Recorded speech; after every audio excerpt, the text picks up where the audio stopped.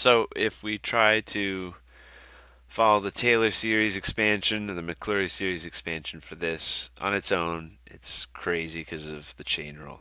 Instead, what you want to do is here, consider this as f of x, and we want to look at the Maclaurin series expansion for g of x. You can memorize this because it comes up so much. If you don't, that's okay. That's not that big of a deal. So the first step in the Maclaurin series is that it's supposed to be, here the formula is f and the nth derivative, and it's Maclaurin, so it's centered at 0, and then it's n factorial, and then it's x to the nth power. So the first step is no derivative, 0, right? You sum from n equals 0 to infinity. So the first step, n is 0, so there's no derivative. If you plug 0 in here, like it says to do, you get out 1. 1 divided by 0 factorial is 1. 1 times 1 is 1. That's our first term. Second term would be the first derivative, and luckily for the whole reason we considered e to the x is because it's nice and straightforward. The derivative of e to the x is e to the x. So if we plug in 0 into e to the x, we get out 1. And now we're on 1 factorial, and then it's x to the first. And then keep going to the second derivative, that's still e to the x. E to the x, when you substitute 0 in, is 1, so you got 1 over 2 factorial times x squared. And carrying on down here. Same thing, third derivative is still e to the x. Plug in 0, you still get 1, and you got 3 factorial x to the third.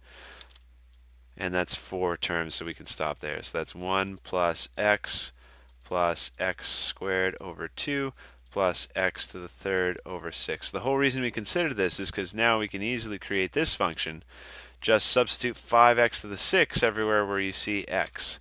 So for f of x, the Maclaurin series expansion is 1 plus 5x to the 6 plus, now this is 5x to the 6 squared, so that's 25x to the 6, it's going to be x to the 12th because powers on top of powers multiply. And then I should know, I'm a math teacher, what's 5 to the third off the top of my head? Of course, 125. That's x to the 6 being raised to the third power, so now it's x to the 18th over 6. This could, 8, 9, yeah, this could simplify. 125 divided by 3 is, what? 5, oh, I did my math wrong. Those cannot. Okay. So this is f of x. Oh, sorry, and we need to multiply everything by 2. It's 2 times all this, because I did e to the 5x to the 6th power. So multiply everything by 2. We're supposed to integrate, so we can do that term by term. So this is going to be 2. The integral of 2 with respect to x is 2x. This is 10x to the 6th. So that's going to be 10x to the 7th, and then we got to multiply by the reciprocal when we take an antiderivative. Sorry, this is capital F of x now. I'm taking the antiderivative of each term. And so that's going to be 25. Power goes up when we take an antiderivative. We multiply by the reciprocal. Look, 2 times something over 2, those cross-canceled. So if you're wondering where the 2 went. And then here, that's going to make 3 in the bottom. That's 125. And now it's going to be x to the 19th, so we got to multiply by the reciprocal. So those are the first 4 terms.